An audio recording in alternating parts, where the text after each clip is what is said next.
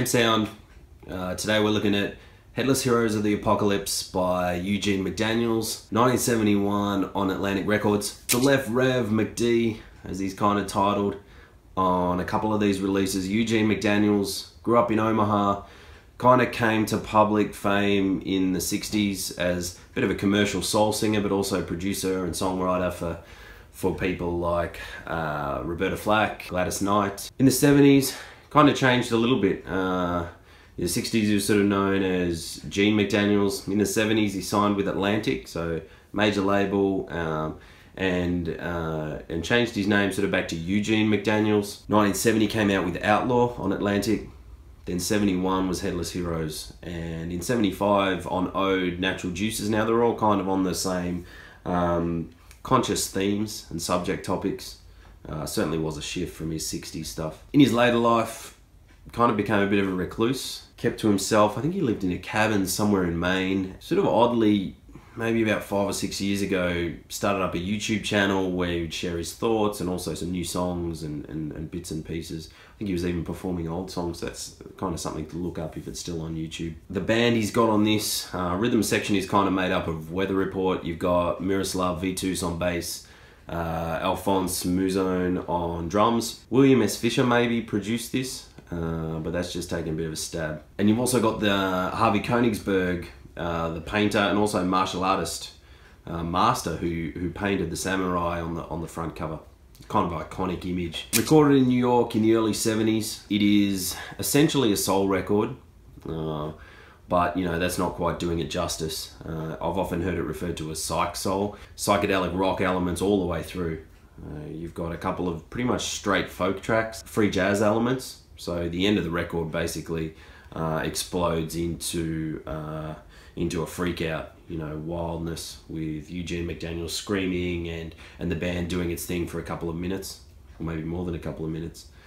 So it's certainly a real mixture of genres and styles. The themes and content are pretty relevant to today. Supermarket Blues is a song about racial tension and actually a confrontation in a supermarket aisle. A couple of the folk tracks, Susan Jane, which is basically about love and sex.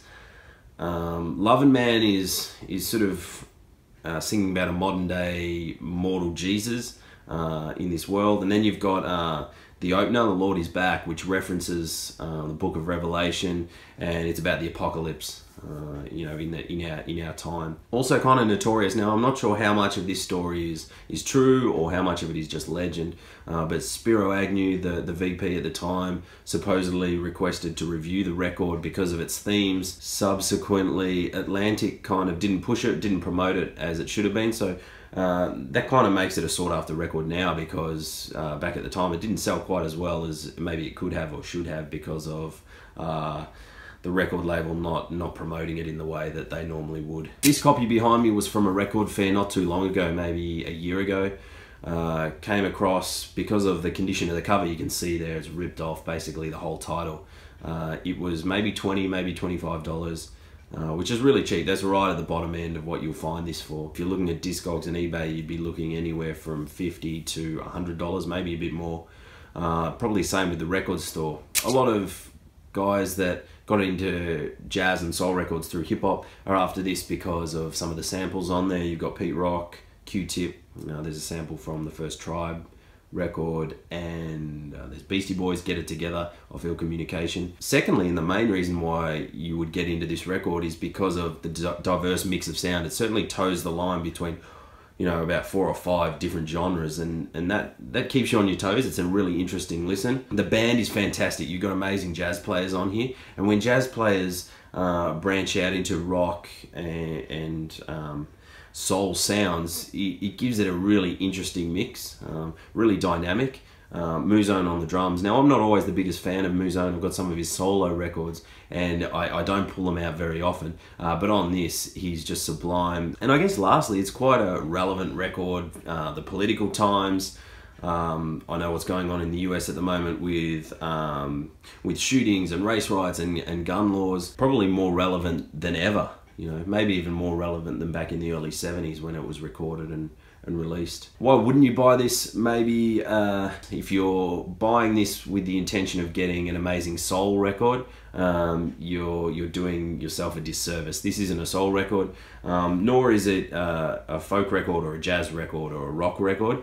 I guess the best way to describe it is psychedelic. The Left Rev McD, Eugene McDaniels, Headless Heroes of the Apocalypse, 1971, Atlantic Records. Champ sound.